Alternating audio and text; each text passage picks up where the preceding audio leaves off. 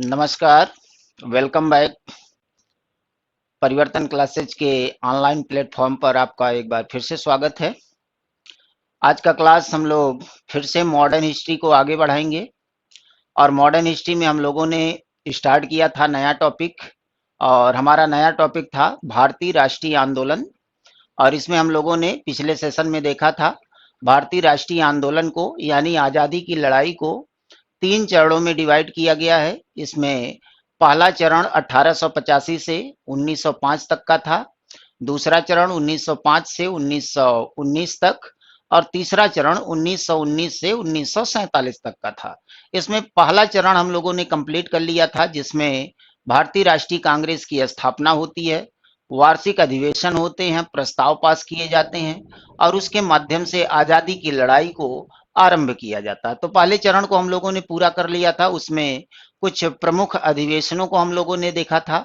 आज राष्ट्रीय आंदोलन के दूसरे चरण को हम लोग आरंभ करेंगे और देखेंगे कि इसमें कौन कौन सी घटनाएं हुई थी, कैसे कैसे आजादी की लड़ाई आगे बढ़ती है और दूसरा चरण कैसे महत्वपूर्ण रोल प्ले करता है इस राष्ट्रीय आंदोलन में। तो चलिए स्टार्ट करते हैं। हम लोग देखते हैं राष्ट्रीय आंदोलन के दूसरे चरण को और इस दूसरे चरण में क्या क्या घटनाएं हुई थी, कौन सी घटनाएं क्रमवार तरीके से कैसे आगे बढ़ी, इन घटनाओं का क्या प्रभाव पड़ा भारत के आजादी में, इसके बारे में हम लोग समझते हैं। तो हम लोगों ने जो आरंभ किया था राष्ट्रीय आंदोलन को, राष्ट्रीय आंदोलन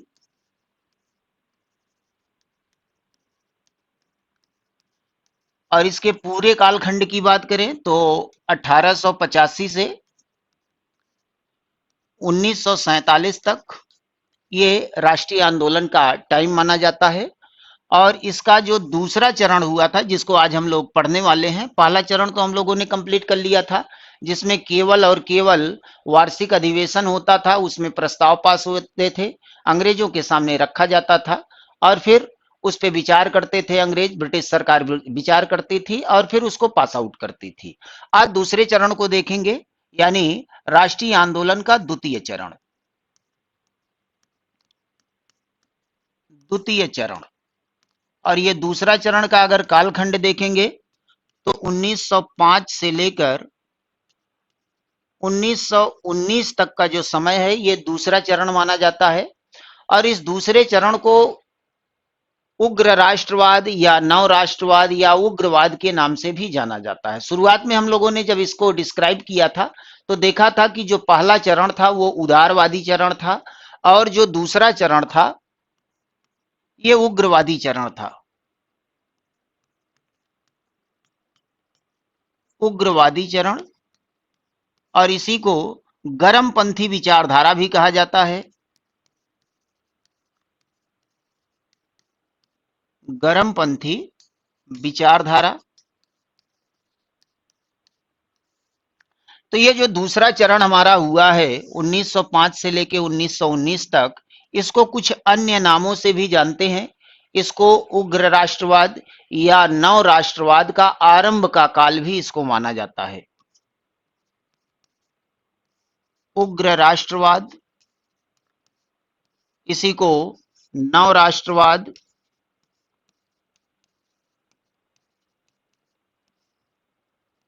या इसी को उग्रवाद, इसके आरंभ का चरण माना जाता है। तो ध्यान रखिएगा, शब्दों पे हम लोग इसलिए चर्चा कर रहे हैं क्योंकि यहां से भारत का जो राष्ट्रीय आंदोलन है इसका स्वरूप एकदम बदल जाएगा। हुआ क्या था कि जब राष्ट्रीय आंदोलन शुरू हुआ 1885 में, 1857 की क्रांति के बाद धीरे धीरे राष्ट्रीय आंदोलन की सुगबुगाहट शुरू हो गई थी। चुटपुट आंदोलन देश में चल रहा था, लेकिन इसको एक मंच पे लाने का कार्य एलन ऑक्टेवियन होम ने किया था, जिन्होंने एक पार्टी का गठन किया, भारतीय राष्ट्रीय कांग्रेस 1885 में गठित किया गया और देश के सारे नेता इसी पार्टी के अंतर्गत आकर के जुड़ गए और फिर राष्ट्रीय आंदोलन को आगे बढ़ाने लगे। और शुरुआत में ये नरमपंथी विचारधारा के लोग थे, शांतिपूर्ण तरीके से देश को आजाद कराना चाहते थे, तो ये लोग अधिवेशन करते थे, प्रस्ताव पास करते थे, प्रस्तावों को अंग्रेजों के सामने रखा जाता था और प्रयास किया जाता था कि भारतीयों की मांगों को अंग्रेज सरकार पूरा कर देंगे। लेकिन इसका जो दूसरा चरण होता है, इस दूसरे चरण में स्वरूप ही बदल गया और इसको उग्र राष्ट्रवाद, नव राष्ट्रवाद या उग्रवाद के नाम से जाना जाता है। यहाँ स्वरूप बदल जाता है। जो पहले नरमपंथी विचारधारा के लोग थे, वो गर्मपंथी विचारधारा में तब्दील हो गए। जो उग्रवादी चरण था, जो उदारवादी चरण था, वो उग्रवादी चरण में तब्दील हो गया। तो ऐसा क्या हुआ कि यहाँ पे पूरा का पूरा स्वरूप, राष्ट्रीय आंदोलन का स्वरूप चेंज हो जाता है। तो कुछ ऐसी घटनाएं घटित हुई जिसके वजह से देश के आजादी के लड़ाई का जो स्वरूप था वो बिल्कुल बदल जाता है। तो सबसे पहले हम लोग ये समझने का प्रयास करते हैं कि क्या ऐसी घटनाएं हुई थी जिसके वजह से ये सारा परिवर्तन आता है, ये सारा चेंजिंग आता है। तो सबसे पहले हम लोग ये देखते हैं कि उग्र राष्ट्रवाद का या नव राष्ट्रवाद का जो आरंभ हुआ, इसके प्रमुख कारण क्या क्या थे, इसके प्रमुख कारण क्या क्या थे, प्रमुख कारण।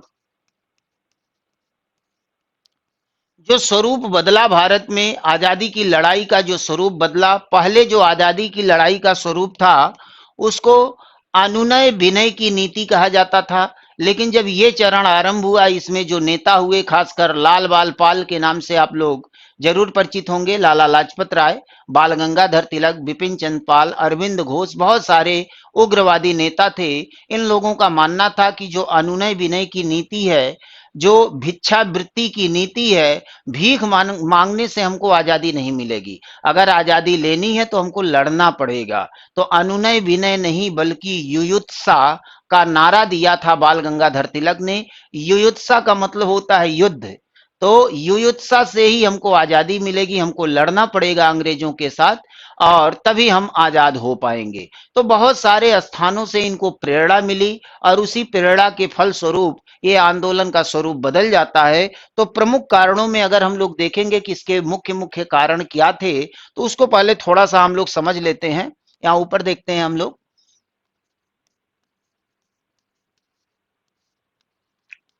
प्रमुख कारण। तो आप देखेंगे कि ये 1905 से लेकर 1919 तक का जो समय रहा, यहाँ पे ऐसी क्या ऐसी घटनाएं हुई जिसके वजह से राष्ट्रीय आंदोलन का स्वरूप बदल जाता है। तो इसमें कई कारण देखे जा सकते हैं। इतिहासकारों ने जो कुछ प्रमुख कारणों को इंगित किया है, उसमें जो सबसे प्रमुख कारण आता है उसमें है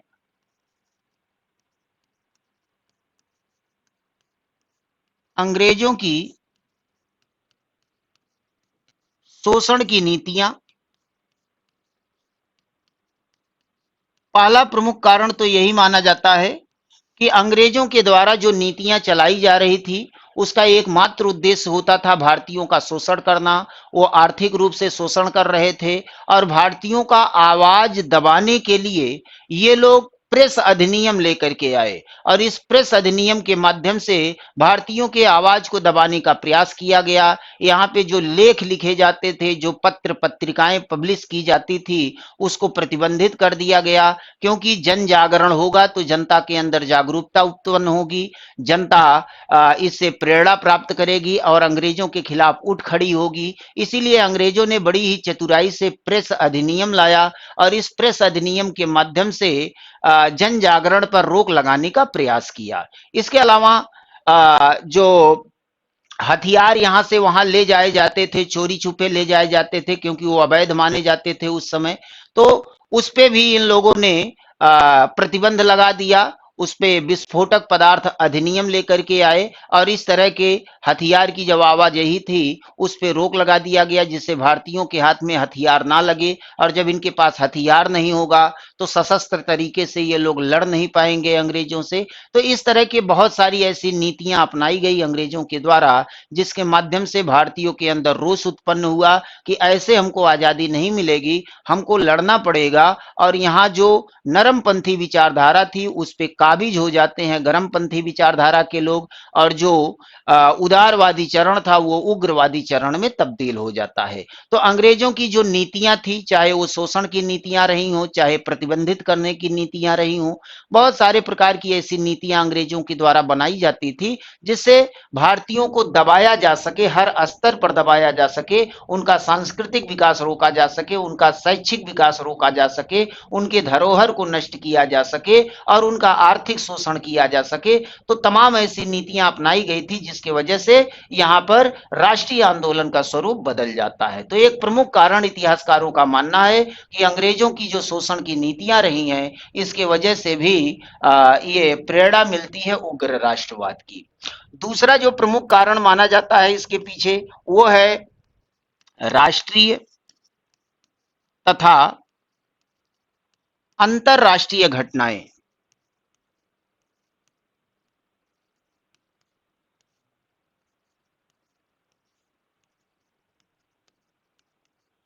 राष्ट्रीय तथा अंतरराष्ट्रीय घटनाएं, देश के अंदर कुछ राष्ट्रीय घटनाएं ऐसी घटित होती है जिसके वजह से ये नरमपंथी विचारधारा गरमपंथी विचारधारा में तब्दील हो जाता है, उग्र राष्ट्रवाद या नव राष्ट्रवाद उत्पन्न हो जाता है। अगर राष्ट्रीय घटनाओं में आप देखेंगे तो जो सबसे प्रमुख घटना मानी जाती है वो बंगाल का विभाजन था। लॉर्ड कर्जन के द्वारा बंगाल का विभाजन किया गया और इससे पूरा देश नाराज हुआ, रुष्ट हुआ, इसके विरोध में बहिष्कार करने के लिए सड़कों पे आ गया, राष्ट्रीय आंदोलन शुरू हो गया। तो यहाँ पे कुछ राष्ट्रीय और अंतरराष्ट्रीय घटनाएं ऐसी घटित होती हैं जिसके वजह से ये नरमपंथी विचारधारा गरमपंथी विचारधारा में तब्दील हो जाता है, नव राष्ट्रवाद का उदय होता है। तो राष्ट्रीय घटनाओं में जो सबसे प्रमुख घटना थी वो बंगाल विभाजन था। बंगाल विभाजन, इसके माध्यम से भारत की आत्मा पर चोट करने का प्रयास किया गया था। राष्ट्रीय आंदोलन का जो केंद्र बिंदु था वो बंगाल था और बंगाल को बांटकर अंग्रेज इसको कमजोर करना चाहते थे, लेकिन ऐसा हुआ नहीं। इसका उल्टा प्रभाव पड़ा, भारतीय और एक दूसरे से जुड़ जाते हैं। तो ये राष्ट्रीय घटना के अंतर्गत आता है। अगर अंतरराष्ट्रीय घटनाओं को देखेंगे तो बहुत सारी अंतरराष्ट्रीय घटनाएं हुई जिसके वजह से ये नव राष्ट्रवाद उत्पन्न होता। बहुत सारी क्रांतियां हुई थी विश्व स्तर पे और बहुत सारे राष्ट्रों में राष्ट्रीय आंदोलन करके राष्ट्रों को आजाद कराया गया था और वहां से प्रेरणा मिलती है भारतीयों को। अगर क्रांतियों की बात करें तो आप देखेंगे अमेरिकन क्रांति हुई थी। इसके अलावा फ्रांसीसी क्रांति हुई, फ्रांसीसी क्रांति। इसके अलावा रूसी क्रांति जिसको बोल्शेविक क्रांति भी कहा जाता है। इसके अलावा मिस्र में राष्ट्रीय आंदोलन हुआ, फारस में राष्ट्रीय आंदोलन हुआ। तो बहुत सारे स्थानों पे ये राष्ट्रीय आंदोलन चला, जनता ने लड़ाई लड़ी और लड़ाई लड़ के अपने देश को आजाद कराया। इन क्रांतियों के माध्यम से राजतंत्र को, सामंतशाही व्यवस्था को उखाड़ फेंका गया। तो यहाँ से भी भारतीयों को प्रेरणा मिलती है कि अगर हम लोग भी इस तरह की लड़ाई लड़ेंगे तो हमको भी आजादी प्राप्त हो जाएगी। ये जो पुराना तरीका था हमारा पहले चरण का, जो उदारवादी तरीका था, उसके माध्यम से हमको आजादी मिलने वाली नहीं है। तो ये तमाम राष्ट्रीय और अंतरराष्ट्रीय ऐसी घटनाएं थी जिसके वजह से भारतीयों को प्रेरणा प्राप्त होती है। इसके अलावा कुछ और कारणों पर अगर हम लोग चलेंगे तो यहाँ पर भारतीय समाज सुधारकों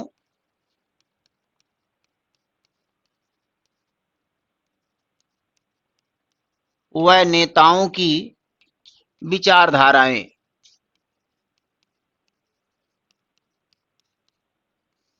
ये भी काफी हद तक कारगर साबित हुआ भारतीय राष्ट्रीय आंदोलन के लिए।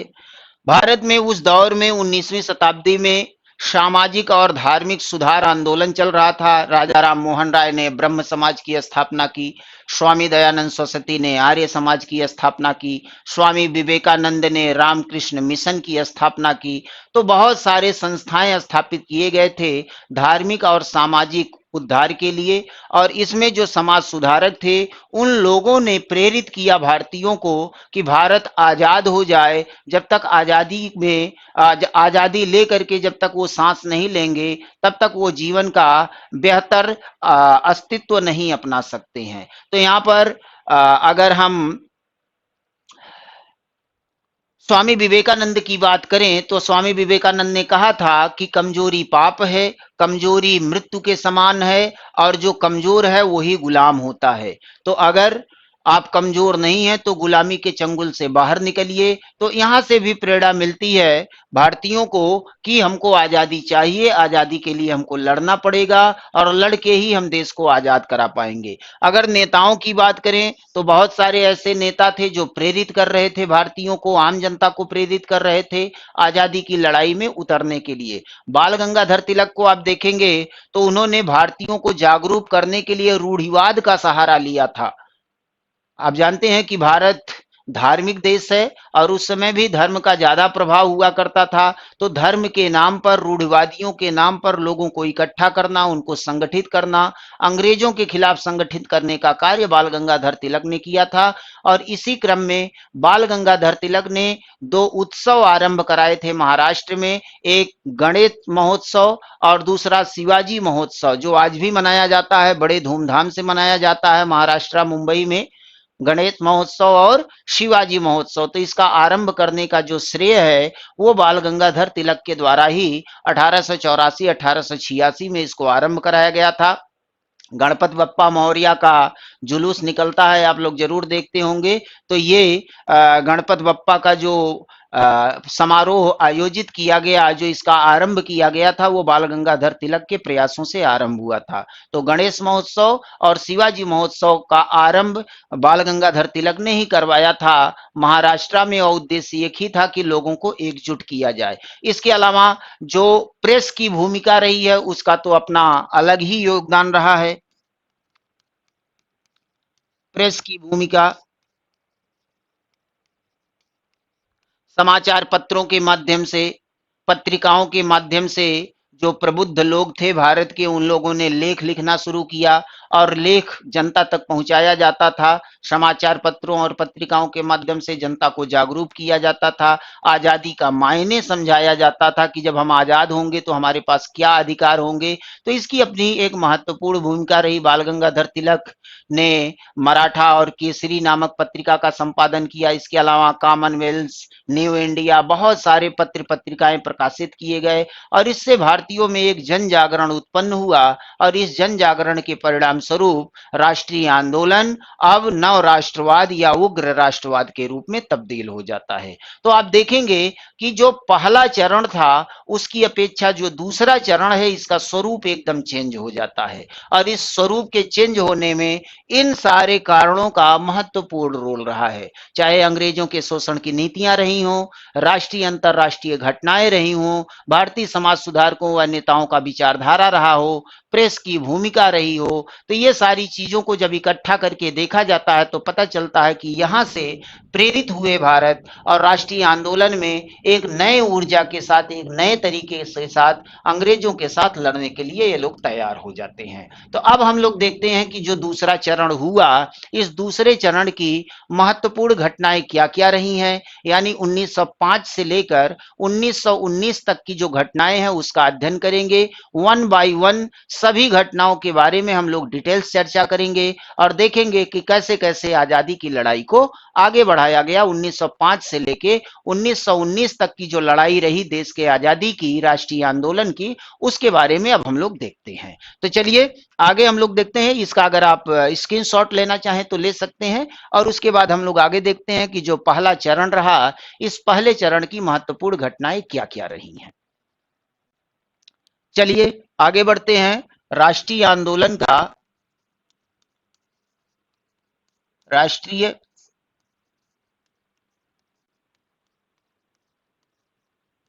आंदोलन का दूसरा चरण, राष्ट्रीय आंदोलन का ये दूसरा चरण, जो कि 1905 से लेके 1919 तक चला। इसमें जो महत्वपूर्ण घटनाएं रही हैं उसके बारे में पहले हम लोग देख लेते हैं कि कौन कौन सी घटनाएं हैं। देखिए, इतिहास को तैयार करने का सबसे बेटर तरीका है कि घटनाओं का क्रम आपको पता होना चाहिए। एक इमेजिनेशन आपके माइंड में डेवलप होना चाहिए कि कौन सी घटना के बाद कौन सी दूसरी घटना घटित हुई है, क्योंकि जब तक ये क्लियर नहीं होगा तब तक इतिहास के आंकड़ों को रट नहीं पाएंगे। इतिहास को रटा नहीं जा सकता, इतिहास को समझा जाता है कि किस घटना के बाद कौन सी घटना घटित हुई है। जैसे फिल्में चलती हैं, पूरी पटकथा हमको याद हो जाती है, जो फिल्म हमको पसंद आ जाती है, उसी तरह से इतिहास है। इतिहास भी तो बीती हुई घटनाएं हैं, और उन घटनाओं का क्रम अगर हमको ठीक से पता है कि किस घटना के परिणाम स्वरूप कौन सी अगली घटना घटित हुई है, तो इतिहास को तैयार करना आसान हो जाएगा। तो पहले हम घटनाओं को देख लेते हैं कि किस घटना के बाद कौन सी घटना घटित हुई है। तो इस चरण में जितनी भी घटनाएं हुई हैं उसको समझना, उसको तैयार करना, उससे बनने वाले क्वेश्चन को क्रैक करना एकदम आसान हो जाएगा। तो पहले हम लोग घटनाओं को देख लेते हैं कि इस समय के अंदर इस चरण में कौन कौन सी प्रमुख घटनाएं घटित होती हैं राष्ट्रीय आंदोलन के कालखंड में। तो इसमें शुरुआत होता है, जो पहली घटना घटित होती है उसको कहा जाता है बंगाल विभाजन। बंगाल विभाजन, यहां से हम लोग इसकी शुरुआत करेंगे बंगाल विभाजन से। और ये कब हुआ था? 1905 में हुआ। उसके बाद अगली घटना पे आ जाएंगे। 1905 की घटना है बंगाल विभाजन। 1906 पे चलेंगे तो 1906 में दो प्रमुख घटनाएं घटित हुई हैं। एक घटना थी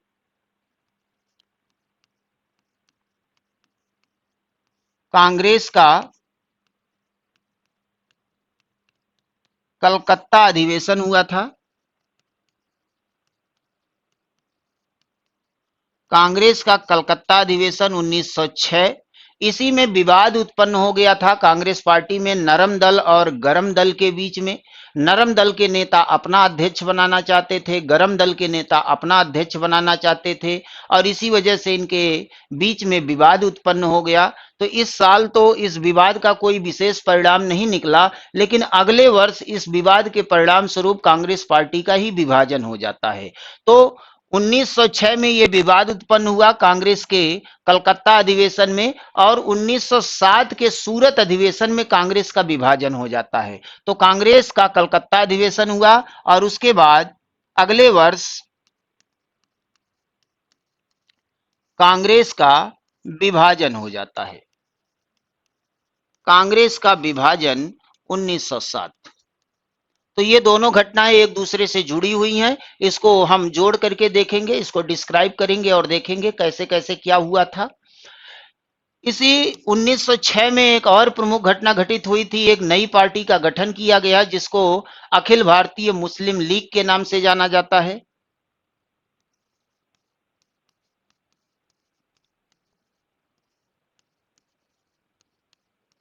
मुस्लिम लीग की स्थापना, इसकी स्थापना कब हुई थी? 1906 में हुआ था। ये महत्वपूर्ण घटना है। तो यहाँ पे बंगाल विभाजन 1905, कांग्रेस का कलकत्ता अधिवेशन 1906, कांग्रेस का विभाजन 1907 और मुस्लिम लीग की स्थापना 1906। उसके बाद और आगे बढ़ेंगे तो यहाँ पर एक सुधार कार्यक्रम लाया जाता है जिसको मार्ले मिंटो सुधार के नाम से जाना जाता है।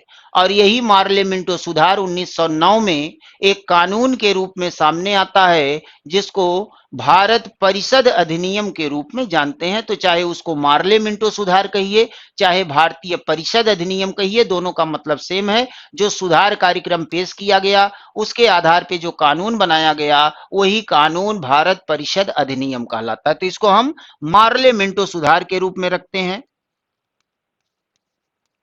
मार्ले मिंटो सुधार, और इसी के माध्यम से जो कानून बना था वो भारत परिषद अधिनियम 1909 था। तो इसको 1909 हम लोग रख रहे हैं। ये सुधार कार्यक्रम शुरू कर दिया गया था 1907 में ही, लेकिन 1909 में ये कानून के रूप में सामने आता, तो इसके साथ हम लोग 1909 रखते हैं। तो मार्ले मिंटो सुधार के रूप में ये आ गया। ध्यान दीजिएगा, इसमें मार्ले और मिंटो दोनों दो नाम है। इसमें जॉन मार्ले उस समय भारत सचिव के पद पर थे और लॉर्ड मिंटो उस समय भारत के गवर्नर जनरल या वायसराय थे। तो दोनों का ये नाम है, एक है मार्ले एक है मिंटो। तो इसको हम लोग मार्ले मिंटो सुधार के रूप में देखते हैं। इसके बारे में बात करेंगे आगे। ये 1909 की घटना है। उसके बाद और आगे बढ़ेंगे, 1911 पे चलेंगे तो दिल्ली दरबार लगाया गया था। महारानी और महाराजा का स्वागत किया गया था, उनका आगमन हुआ था भारत में, तो इसको कहा जाता है दिल्ली दरबार की घटना। दिल्ली दरबार 1911। और आगे बढ़ेंगे हम लोग तो दिल्ली दरबार में कुछ निर्णय लिया गया था सम्राट के द्वारा। उसमें से एक निर्णय था कि अब देश की राजधानी बदली जाएगी। पहले देश की राजधानी कलकत्ता हुआ करती थी, अब देश की राजधानी दिल्ली हस्तांतरित कर दिया गया। इससे कलकत्ता के क्रांतिकारी नाराज हो गए और जब समारोह जा रहा था कलकत्ता से दिल्ली तो उस पे बम फेंक दिया। और उस समय भारत के जो गवर्नर जनरल थे उनका नाम था लॉर्ड हार्डिंग। तो लॉर्ड हार्डिंग के समारोह पे बम फेंका गया। इसी को हार्डिंग बम कांड के नाम से जाना जाता है। क्या कहा जाता है? हार्डिंग बम कांड। हार्डिंग बम कांड। और ये कब की घटना है? 1912 की घटना है। ये हो गया। और आगे बढ़ेंगे हम लोग। 1912 के बाद 1914 पे चलते हैं और 1914 में क्या हुआ? पहला विश्व युद्ध आरंभ हो गया। इसका भी प्रभाव पड़ा था भारत के राष्ट्रीय आंदोलन पे, बहुत सारी घटनाएं हुई थी। तो अगली घटना क्या है? प्रथम विश्व युद्ध। प्रथम विश्व युद्ध। और ये कब की घटना है? 1914 की। 1914 में आरंभ हुआ था और 1919 तक ये चला था।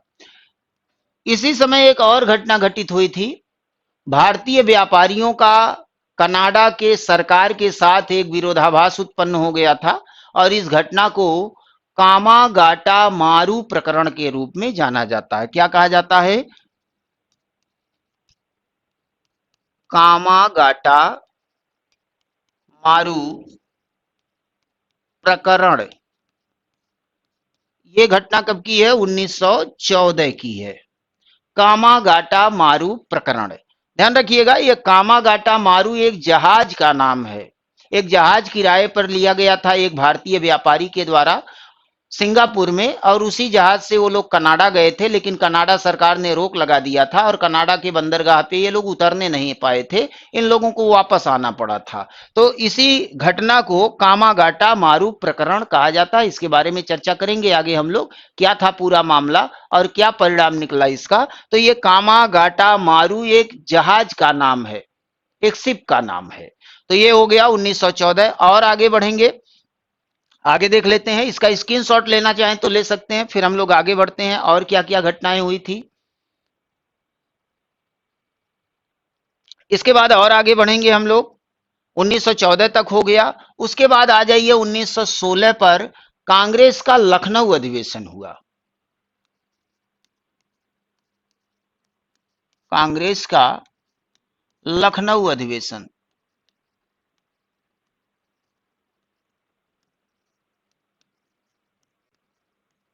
अधिवेशन तो हर वर्ष होते थे कांग्रेस के, लेकिन कुछ अधिवेशन बड़े महत्वपूर्ण माने जाते हैं। 1916 का जो लखनऊ अधिवेशन हुआ था, ये दो दृष्टि से महत्वपूर्ण था। एक तो ये, जो कांग्रेस का विभाजन हुआ था 1907 में, फिर से इन लोगों के बीच में मेल मिलाप हो जाता है, यानी नरम दल और गरम दल दोनों एक साथ आ जाते हैं। और साथ में मुस्लिम लीग, जो पहले अंग्रेजों का समर्थन कर रही थी, अब वो कांग्रेस पार्टी के समर्थन में आ जाती है। तो ये दो महत्वपूर्ण घटनाओं के लिए कांग्रेस के इस लखनऊ अधिवेशन को याद किया जाता है। तो इसके बारे में हम लोग समझेंगे क्या हुआ था इस अधिवेशन में, कांग्रेस के लखनऊ अधिवेशन में 1916 में, इसके बारे में देखेंगे। और आगे बढ़ेंगे। इसी वर्ष एक नया आंदोलन शुरू हो जाता है देश में। बाल गंगाधर तिलक 8 वर्ष की सजा काटकर वापस आते हैं, क्योंकि जब बंगाल विभाजन हुआ था तो इनको गिरफ्तार कर लिया गया था। और इनको 8 साल की सजा सुना दी गई थी। 8 साल की सजा काटने के बाद ये वापस आते हैं और वापस आने के बाद ये राष्ट्रव्यापी आंदोलन के लिए योजना बनाने लगते हैं और इनका साथ दिया जाता है श्रीमती एनी बेसेंट के द्वारा। तो बाल गंगाधर तिलक और एनी बेसेंट दोनों ने मिल करके एक आंदोलन शुरू किया देश में, जो बहुत महत्वपूर्ण आंदोलन था और इस आंदोलन को होम रूल लीग आंदोलन के नाम से जाना जाता है। तो ये आंदोलन भी 1916 में आरंभ किया गया था। तो क्या था ये? होम रूल लीग आंदोलन। और ये कब आरंभ हुआ? 1916 में आरंभ हुआ था। तो 1916 में ही कांग्रेस का लखनऊ अधिवेशन भी होता है, महत्वपूर्ण घटना है।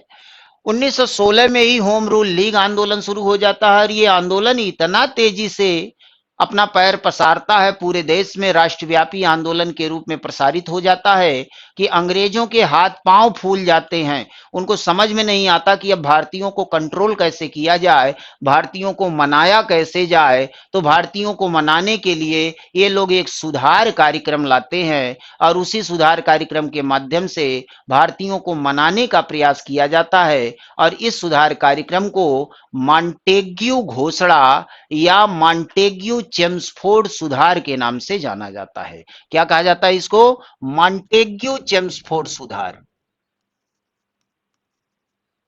मॉन्टेग्यू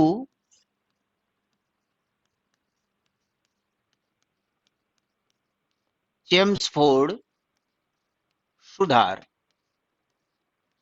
और यही सुधार कार्यक्रम जब कानून के रूप में सामने आता है तो इसको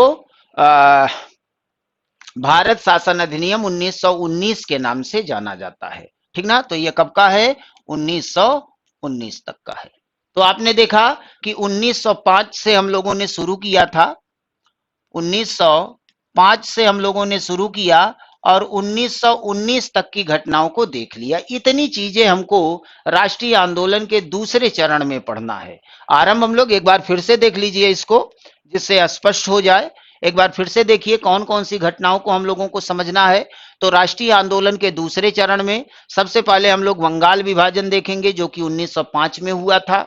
और इस बंगाल विभाजन का उद्देश्य था कि भारतीयों में फूट डाला जाए, हिंदू मुसलमानों में फूट डाला जाए। बंगाल को दो भागों में तोड़ दिया था लॉर्ड कर्जन ने और ये प्रयास किया था कि राष्ट्रीय आंदोलन को कमजोर कर दिया जाए। हालांकि ऐसा हुआ नहीं, भारतीय और जुड़ गए एक दूसरे के साथ और जो एक प्रदेश का विभाजन किया गया वो राष्ट्रव्यापी आंदोलन का रूप धारण कर लिया।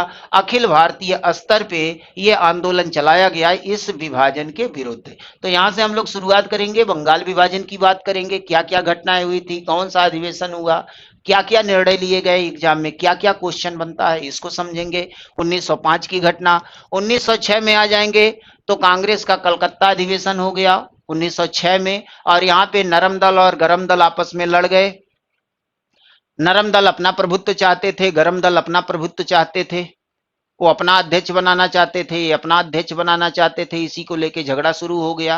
अंत में बीच बचाव किया गया और एक तीसरे व्यक्ति को अध्यक्ष बना दिया गया, ना दल का ना गरम दल का, जिसको दोनों मानते थे, दादा भाई नौरोजी, उनको अध्यक्ष बना दिया गया और समस्या का समाधान कर दिया गया। हालांकि गरम दल के लोग 4 प्रस्ताव पास कराना चाहते थे और चारों प्रस्तावों को पास करा लिया। 4 प्रस्ताव क्या थे, डिटेल्स में हम लोग उसको देखेंगे। तो ये 1906 की घटना है।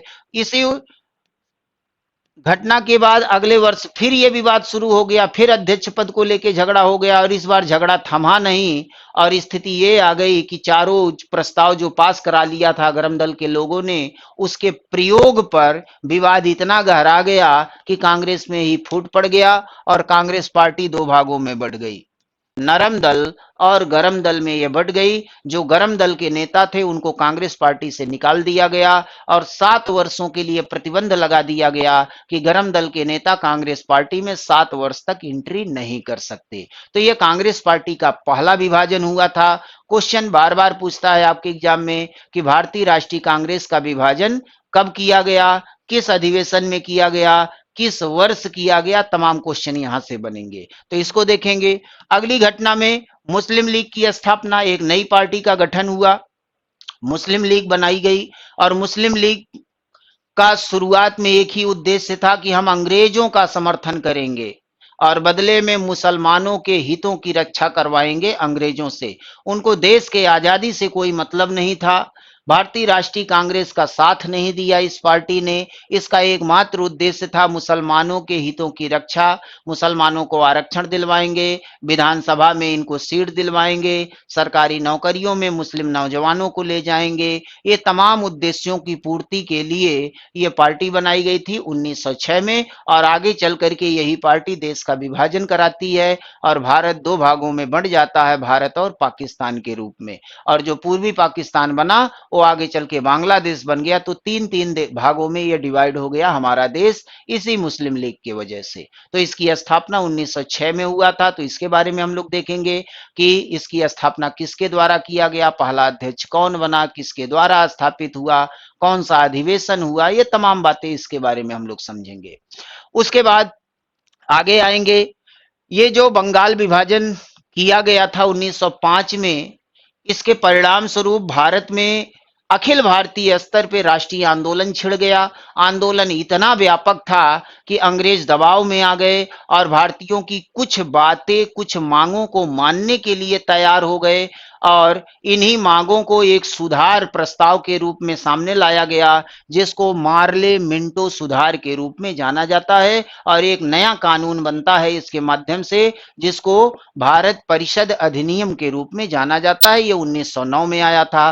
तो मार्ले मिंटो सुधार में क्या क्या सुधार किया गया, भारतीयों को क्या लाभ पहुंचाया गया, क्या दिया गया इस कानून के माध्यम से भारतीयों को, उसको समझेंगे, जो आपके एग्जाम में क्वेश्चन के रूप में बनाता है। ये संवैधानिक विकास का भी हिस्सा बनेगा। तो मार्ले मिंटो सुधार को देखेंगे। उसके बाद मार्ले मिंटो सुधार हो गया, उसके बाद दिल्ली दरबार लगाया गया। ब्रिटेन के किंग और ब्रिटेन की क्वीन यानी महाराजा और महारानी, उनका आगमन हुआ भारत में और जब इनका आगमन हुआ तो एक भव्य समारोह का आयोजन किया गया दिल्ली में। इसको दिल्ली दरबार के नाम से जाना जाता है और दिल्ली में जब दरबार सजाया गया तो महारानी और महाराजा दोनों भारत आए और यहाँ आने के बाद उन्होंने दो महत्वपूर्ण निर्णय लिया था। पहला निर्णय तो ये था कि बंगाल के विभाजन को उन्होंने रद्द कर दिया कि बंगाल विभाजन गलत तरीके से किया गया था। बंगाल का जो विभाजन हुआ है फिर से दोनों को एक कर दिया जाए। तो ये तो भारतीयों के पक्ष में था, इसी के लिए तो आंदोलन चला था। तो इस तरह से बंगाल विभाजन रद्द हो गया, महत्वपूर्ण निर्णय था। लेकिन एक जो दूसरा निर्णय लिया किंग ने, वो कुछ लोगों के लिए ठीक नहीं था, खासकर बंगाल के लोगों के लिए। दूसरा निर्णय ये था कि अब देश की राजधानी बदल दी जाएगी। पहले देश की राजधानी कलकत्ता हुआ करती थी 1911 तक, लेकिन अब निर्णय लिया गया कि देश की राजधानी कलकत्ता नहीं होगी, बल्कि देश की राजधानी दिल्ली होगी। तो दो महत्वपूर्ण निर्णय इस दिल्ली दरबार में लिए गए, इसीलिए दिल्ली दरबार को याद किया जाता है। इसमें बंगाल विभाजन को रद्द किया गया और साथ में देश की राजधानी के परिवर्तन का निर्णय लिया गया था। इसके बारे में समझेंगे। अब देश के राजधानी परिवर्तन का जो निर्णय लिया गया, इससे बंगाल के क्रांतिकारी नाराज हो गए और नाराज होने के कारण जब समारोह दिल्ली में प्रवेश कर रहा था, राजधानी परिवर्तन वाला समारोह जब दिल्ली में प्रवेश कर रहा था, उसमें गवर्नर जनरल और उनका परिवार भी था उस समारोह में, उसमें किंग और क्वीन भी थे। उसी पे बम फेंक दिया गया और इसी घटना को हार्डिंग बम कांड के नाम से जाना जाता है। उस समय भारत के जो वायस राय थे उनका नाम था लॉर्ड हार्डिंग। तो उन्हीं के ऊपर बम फेंका गया था, इसलिए इसको हार्डिंग बम कांड के नाम से जाना जाता। हालांकि लॉर्ड हार्डिंग मरे नहीं, बच गए, केवल घायल हो गए थे। उनका परिवार भी बच गया, शाही परिवार किंग क्वीन भी बच गए, लेकिन लॉर्ड हार्डिंग घायल हो गए थे। बाद में धरपकड़ हुई, बहुत सारे क्रांतिकारियों को पकड़ा गया और उनको फांसी पे चढ़ा दिया गया। बहुत सारे लोगों को फांसी हुई थी इस घटना में, उसके बारे में भी आगे देखेंगे। तो ये हार्डिंग बम कांड के नाम से जाना जाता है। उसके बाद पहला विश्व युद्ध शुरू हो गया 1914 में। ये तो बहुत महत्वपूर्ण घटना थी और इसका परिणाम ये हुआ कि देश में एक नई ऊर्जा का संचार हो गया। अंग्रेजों ने भरोसा दिया भारतीयों को कि पहले विश्व युद्ध में अगर भारत हमारा साथ देता है तो युद्ध जीतने के बाद हम भारत को आजाद कर देंगे। भारतीयों ने खुल करके समर्थन दिया। महात्मा गांधी आ चुके थे उस समय तक, 1915 तक भारत में, और वो गांव-गांव घूमकर नौजवानों को प्रेरित कर रहे थे कि सेना में भर्ती हो जाओ और अंग्रेजों की तरफ से लड़ो पहले विश्व युद्ध में, क्योंकि इसके बदले हमको आजादी मिलेगी। देश के लोग महात्मा गांधी को सेना में भर्ती कराने वाला सार्जेंट मानने लगे थे। बाल गंगाधर तिलक घूम घूम करके चंदा इकट्ठा कर रहे थे अंग्रेजों को देने के लिए कि जिससे वो युद्ध जीत जाए और फिर हमको आजादी मिल जाए। लेकिन अंग्रेजों ने फिर गद्दारी किया। पहला विश्व युद्ध तो अंग्रेज जीत गए, लेकिन हमको मिला क्या? हमको आजादी नहीं मिला। जानते हैं क्या मिला हम लोगों को? हम लोगों को मिला जलियांवाला बाग हत्याकांड, हम लोगों को मिला रॉलेट एक्ट। इस तरह की चीजें हमको प्राप्त हुई। अंग्रेजों ने फिर से गद्दारी किया हम लोगों के साथ। हम लोगों ने सहयोग किया पहले विश्व युद्ध में अंग्रेजों का, लेकिन अंग्रेजों ने अपने वादा से मुकर गए। अंग्रेजों ने अपना वादा नहीं निभाया। तो इसको प्रथम विश्व युद्ध के अंतर्गत हम लोग देखेंगे। उसी समय एक और घटना हुई थी, कामागाटा मारू प्रकरण। यह जहाज का मामला था, व्यापारियों का मामला था। कनाडा सरकार ने ऐसे भारतीय व्यापारियों पर रोक लगा दिया था जो डायरेक्ट भारत से न चल करके कनाडा पहुंच रहे थे। जो लोग भारत से डायरेक्ट कनाडा जा रहे थे उनको तो एंट्री मिल रही थी, लेकिन जो भारत से किसी अन्य देश के बंदरगाह पे जाते थे और वहां से फिर कनाडा जाते थे, ऐसे भारतीय व्यापारियों पर रोक लगा दिया था कनाडा की सरकार ने। उसी से संबंधित ये मामला है जिसको कामा गाटा मारू प्रकरण कहा जाता है। तो इसमें क्या क्या घटनाएं हुई उसके बारे में हम लोग समझेंगे। ये 1914 की घटना है। उसके बाद आगे बढ़ेंगे तो लखनऊ, कांग्रेस का लखनऊ अधिवेशन, और इसमें जैसा कि हमने आपको बता दिया दो घटनाएं महत्वपूर्ण रही हैं। पहली घटना, नरम दल और गरम दल एक साथ आ गए, जिन पर 7 वर्षों का प्रतिबंध लगा था 1907 में कांग्रेस के सूरत अधिवेशन में। गरम दल के नेताओं को कांग्रेस पार्टी से निकाल दिया गया था, उनको फिर से वापस बुला लिया गया, जोड़ लिया गया, कांग्रेस पार्टी फिर से मजबूत हो गई। और मुस्लिम लीग 1906 में जो बनाई ही इसी उद्देश्य से गई थी कि मुसलमानों के हितों की केवल रक्षा करनी है, अंग्रेजों का समर्थन करना है, कांग्रेस पार्टी का विरोध करना है, उनकी आंखें खुल गई। कुछ ऐसी घटना हुई पहले विश्व युद्ध में कि भारतीय मुसलमानों की आंखें खुल गई और वो लोग कांग्रेस पार्टी के साथ आ गए। वो जान गए कि अंग्रेज किसी के हित ऐसी नहीं है, वो किसी का साथ नहीं देंगे, और अंततः मुस्लिम लीग कांग्रेस पार्टी के साथ जुड़ जाती है और सारे लोग मिल करके फिर आगे आजादी की लड़ाई लड़ते हैं। उसी समय होम रूल लीग आंदोलन शुरू हो गया, क्योंकि बाल गंगाधर तिलक जेल से अपनी सजा काट करके 8 वर्षों की सजा काट करके वापस आ चुके थे, और श्रीमती एनी बेसेंट के साथ मिलकर उन्होंने महाराष्ट्र में होम रूल लीग आंदोलन का सूत्रपात किया। महाराष्ट्र के पुणे में बेलगांव में बाल गंगाधर तिलक ने होम रूल लीग आंदोलन शुरू किया था, और श्रीमती एनी बेसेंट ने मद्रास के अड्डेयार से ये आंदोलन शुरू किया था। तो इन दोनों ने होम रूल लीग आंदोलन चलाया, और इस आंदोलन के परिणाम स्वरूप अंग्रेजों पे दबाव बना कि भारतीयों की मांगों को पूरा किया जाए, अन्यथा पूरा देश आंदोलित हो जाएगा और फिर हम लोगों के लिए मुश्किल हो जाएगा भारतीयों को संभालना।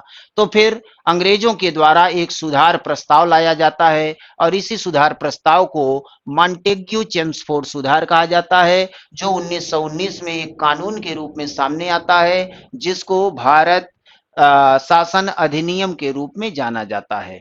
तो बात समझ में आ गई होगी, एक घटना का संबंध दूसरे घटना से रहा है। अब ये क्रम सबसे पहले सभी विद्यार्थियों को याद करना होगा कि किस घटना के बाद कौन सी घटना हुई है। बंगाल विभाजन 1905, कांग्रेस का कलकत्ता अधिवेशन 1906, कांग्रेस विभाजन 1907, मुस्लिम लीग की स्थापना 1906। इस तरह से एक क्रम आपको याद रखना है, तभी हम इस नेशनल मूवमेंट को, राष्ट्रीय आंदोलन को ठीक से माइंड में बैठा पाएंगे। और आप जानते हैं कि मॉडर्न हिस्ट्री पूरे हिस्ट्री का सबसे महत्वपूर्ण पार्ट है। हिस्ट्री में सबसे ज्यादा क्वेश्चन मॉडर्न हिस्ट्री से ही बनते हैं, और इसमें भी ये राष्ट्रीय आंदोलन का जो सेशन है ये आपके लिए सबसे महत्वपूर्ण है। तो ये आपका एक क्रम है, ये क्रम का आप लोग स्क्रीनशॉट लीजिए, इसका नोट्स बनाइए, और एक एक घटना पे हम लोग चर्चा करते हुए आगे बढ़ेंगे, और ये देखते हुए आगे बढ़ेंगे कहां कहां से क्वेश्चन पुटअप होता है, क्या पूरी घटनाएं रही, क्या इसकी कहानी है, ये घटनाएं क्यों हुई, इन सब के बारे में वन बाय वन हम लोग चर्चा करेंगे। तो राष्ट्रीय आंदोलन के दूसरे चरण का एक पूरी रूपरेखा हमने आपके सामने रख दिया। अब इन घटनाओं के बारे में हम लोग वन बाय वन आगे बढ़ेंगे। तो हम लोग शुरुआत कहां से करेंगे? हम लोग शुरुआत करेंगे बंगाल विभाजन से। बंगाल विभाजन से इसका आरंभ होगा। बंगाल विभाजन जो कि 1905 में किया गया था। यहां से हम लोग घटनाओं को शुरू करेंगे और देखेंगे क्या क्या इसकी घटनाएं रही हैं, क्या क्या क्वेश्चंस यहां से बनते हैं, उसके बारे में आगे बढ़ते हुए हम लोग चलेंगे। तो आज के क्लास में हम लोगों ने इसका एक स्वरूप देख लिया। टाइम भी आपका लगभग लगभग पूरा हो गया है। तो नेक्स्ट क्लास से हम लोग बंगाल विभाजन को आरंभ करेंगे, इसकी घटनाओं को देखेंगे। आज के क्लास को हम लोग यहीं पे समाप्त करेंगे। और हर बार की तरह आप लोगों से वही अपील है कि आप लोग अगर चैनल पे नए हैं तो चैनल को जरूर सब्सक्राइब करिए, वीडियो को लाइक करिए, शेयर करिए, बेल आइकन को जरूर दबाइएगा जिससे आने वाला नोटिफिकेशन आपको मिलता रहे। इसी नोट के साथ आज के क्लास को हम लोग समाप्त करते हैं। जय हिंद।